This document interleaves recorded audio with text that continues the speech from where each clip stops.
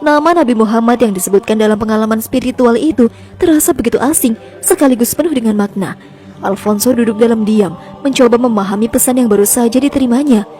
Kebingungannya semakin bertambah karena ia tak pernah membayangkan bahwa dirinya, seorang pendeta Kristen yang setia, akan dipanggil untuk mengenal dan mengimani seorang nabi dari agama yang selama ini ia pandang dari kejauhan. Pada keesokan malamnya, saat ia kembali duduk dalam kesunyian kamar, ruangan itu sekali lagi dipenuhi cahaya yang sama. Ia tahu sosok bercahaya tersebut telah datang kembali, dan kali ini hatinya dipenuhi oleh kerinduan untuk memahami pesan yang membingungkannya.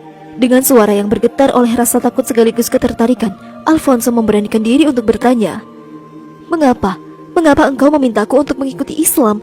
Mengapa aku, seorang pendeta Kristen, dipanggil untuk mengenal Nabi Muhammad?" Sosok itu menatapnya dengan kasih yang mendalam. Dengan suara lembut penuh keyakinan, ia mulai berbicara. "Alfonso, Tuhan yang satu, Allah, adalah pencipta dari segala yang ada. Dia adalah Tuhan yang sama yang kau sembah, Tuhan dari seluruh umat manusia. Dia tidak memiliki sekutu atau perantara dalam keesaannya. Nabi Muhammad adalah utusan terakhirnya yang diutus untuk membawa kebenaran yang sempurna bagi seluruh umat manusia, melengkapi pesan dari para nabi sebelumnya, termasuk Nabi Isa yang kau sebut sebagai Yesus." Mendengar penjelasan ini, Alfonso merasa terkejut dan sekaligus tergerak. Selama ini ia memandang Yesus sebagai pusat iman dan penghubung manusia dengan Tuhan. Namun sosok tersebut mengisyaratkan bahwa Yesus bukanlah perantara atau putra Tuhan, melainkan nabi yang diutus untuk menyampaikan pesan keesaan Tuhan pada zamannya. Setiap kata yang disampaikan sosok itu membuat hati Alfonso bergetar. Ia merasa bahwa penjelasan tentang keesaan Allah dan kedudukan Nabi Muhammad sebagai nabi terakhir mengandung kebenaran yang dalam. Alfonso terus berpikir, mencoba memahami dan merangkai pesan yang ia terima. Ada dorongan dalam dirinya untuk menolak, namun ada pula ketenangan yang seolah membimbingnya untuk menerima, meski pikirannya diliputi dengan kebingungan. Di dalam hatinya, Alfonso merasa ada sebuah kebenaran yang tak bisa ia abaikan. Pertemuan itu meninggalkannya dengan banyak pertanyaan, dan ia tahu bahwa pencariannya baru saja dimulai. Setelah mendengarkan penjelasan sosok tersebut, Alfonso merasakan panggilan untuk memahami lebih dalam. Tiba-tiba sosok itu mendekat dan dengan penuh kelembutan ia berkata, "Mari Alfonso, aku akan membawamu melihat kebenaran dengan caramu sendiri." Seketika ia merasa dirinya dibawa dalam perjalanan spiritual yang belum pernah ia alami sebelumnya.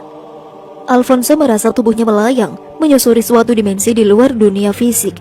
Ia melihat dirinya berada di tempat yang penuh dengan kedamaian dan keindahan. Suasananya begitu tenang hingga ia merasa tenteram hingga ke relung jiwanya.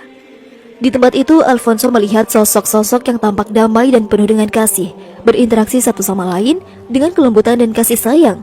Mereka berbicara dengan penuh penghormatan, saling mendukung dan membantu tanpa pamrih. Sosok bercahaya tersebut menjelaskan, "Inilah gambaran jiwa-jiwa yang menjalani hidup mereka dalam kebenaran dan ketundukan kepada Allah. Mereka hidup dalam kedamaian yang sejati karena mengakui keesaan Tuhan dan mengikuti jalan yang ditunjukkan olehnya." Pemandangan itu mulai membuka hati dan pikiran Alfonso. Ia merasa bahwa ketenangan yang ia saksikan adalah sesuatu yang selama ini ia cari dalam hidupnya. Meski hatinya masih dipenuhi banyak pertanyaan, ia mulai merasakan panggilan yang kuat untuk memahami lebih dalam tentang ajaran ini. Setelah beberapa waktu dalam keadaan koma, Alfonso perlahan-lahan mulai membuka matanya. Saat Alfonso sepenuhnya sadar, ia merasakan campuran emosi yang tak terlukiskan. Apa yang ia alami selama koma terasa sangat nyata, jauh lebih hidup daripada sekedar mimpi. Pemandangan kedamaian dan kebenaran yang ia lihat bersama sosok bercahaya itu terus terngiang-ngiang dalam pikirannya. Ia bertanya-tanya dalam hati, apakah yang aku alami benar-benar sebuah petunjuk dari Tuhan? Alfonso memutuskan untuk menyimpan pengalaman tersebut dalam hatinya, setidaknya untuk saat ini. Setelah pulih dari koma, Alfonso menjalani hari-harinya dengan perasaan yang tak lagi sama.